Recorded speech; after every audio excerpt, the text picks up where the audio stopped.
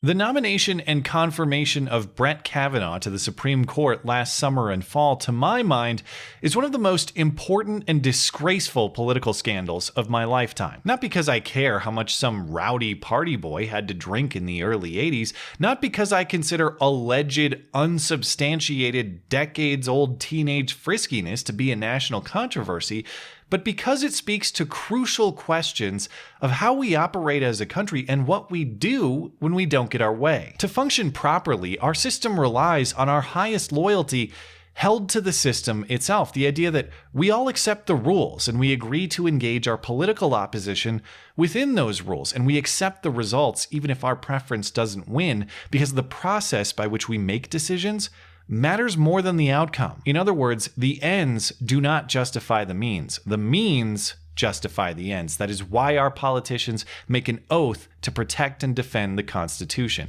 because the system it designs is more important than anything else. Far more important than whether your personal politics win the day. And absent any evidence for the claims of Blasey Ford, Brett Kavanaugh's accuser, without even one witness from the time willing to support her story under oath, that was always the accusation against her, that she was sabotaging our constitutional system and its values, sabotaging the confirmation of a Supreme Court justice, sabotaging the presumption of innocence that is one of our core principles, not because she was actually assaulted in the 80s, but because her personal politics were set to lose. And that's what many of us have believed this whole time, and it's circumstantially justifiable. Why did Blasey Ford wait until the 11th hour to come forward? Why did she insist that Brett Kavanaugh is disqualified from the Supreme Court, but she had no problem with him sitting on the federal appeals bench for over a decade? Why did she get her lawyer referral from Dianne Feinstein, who herself sat on this information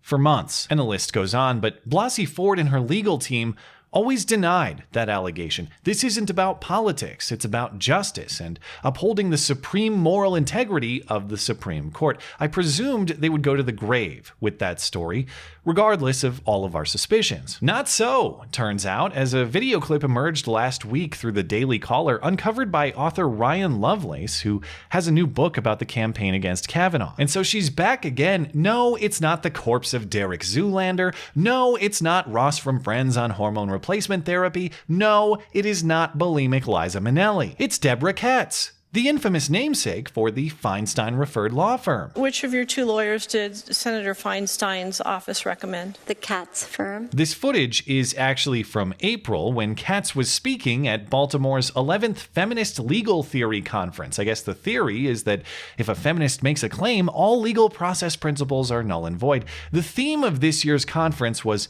Applied Feminism and Me Too. I will note, I don't have this clip in context. I haven't seen a copy of the full speech, so it's possible there's some detail missing. There's only 34 seconds available, but those 34 seconds do contain a significant acknowledgement. I believe that Christine's testimony brought about more good than the harm misogynist Republicans caused by allowing Kavanaugh on the court.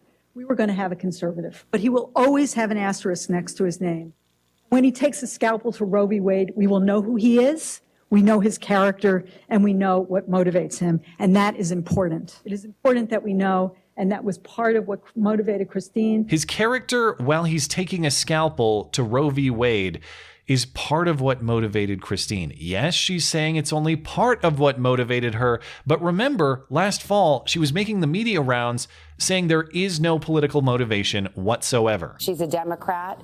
A lot of people look at this and say, here's somebody who has a political motive to tell this story. This is not a politically motivated action. In fact, she was quite reluctant to come forward. And of course, gaslighting everyone else, saying that they, in fact, were the ones politicizing this event. I think intention matters. I think if we are trying to really engage in an inquiry to get at the truth, a highly politicized environment such as the one we're in is not designed to do that. Even if politics are only part of what motivated Blasey Ford and this lawyer, the prior claim was none, and even secondary motivation matters a lot. As she says herself, intention matters. She says his character, while he's diminishing Roe versus Wade, matters.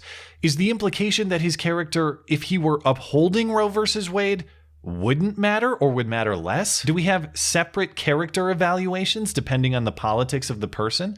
Or does character matter for its own sake? And if Kavanaugh agreed with Deborah Katz and Blasey Ford's abortion agenda, would this story ever have emerged at all? These are the sorts of questions that would have been asked if even that partial political motive had been acknowledged prior to Blasey Ford's Senate hearing last fall. Withholding or denying that information changed the way senators questioned her. In a worst-case scenario, it could be perjurious, which is why at least one senator on the committee that hosted Blasey Ford's testimony is calling for an investigation. Do you want the DOJ? Do you think they should dig into this and see what happened? I think it's worth just checking off the facts. We have to always make sure that when people come and give sworn testimony before any congressional committee, that it's truthful and accurate. And so I think any time that you see something like this, it's probably worth looking into. Beyond the contradiction, the potential lying, the potential legal implications, what bothers me most about Katz's commentary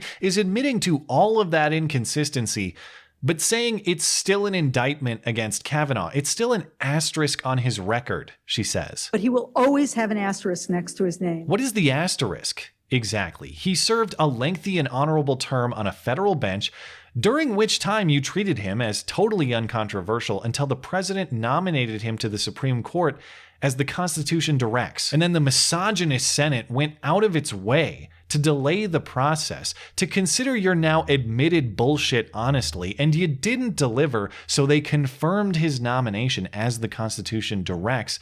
And he's fulfilled his duty on the court without incident for a year now, as the Constitution directs. There is no asterisk. That's exactly the process prescribed. The only asterisk you're describing is that he might rule against your political preference on the abortion issue, even though he passed on his first opportunity to do it, but you'll never credit him for that, of course. But that's an asterisk in outcome, not in process, and outcomes don't get asterisks if the process was conducted fairly. In other words, Deborah Katz, there's a simpler explanation here. It's not asterisks. It's not misogyny. It's that you failed to meet any standard of guilt that our system establishes. And those who disagree with you don't do so because they have some moral failing. They do so because they have that loyalty to process over outcome, as they should. This is just taking your ball and going home instead of practicing your jump shot. It's not the basket's fault that you put up air balls.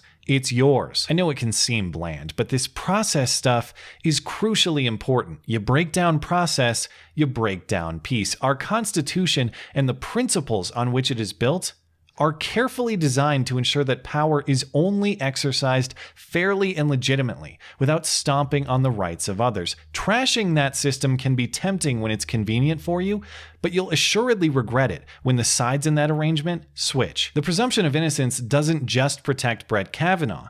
It also protects Deborah Katz from unfounded accusations that she eats a strict diet of blended babies. Even if I do find that explanation for why she cares more about harvesting fetuses than anything else in this world circumstantially believable. Thanks as always for listening and for supporting this channel always. Appreciate that thoughtful discussion down below, and especially over on Twitter, that is at ML Christiansen. You're always welcome to coming out and chat in my live streams. Those are linked down in the description. Looking forward to it. Goodbye.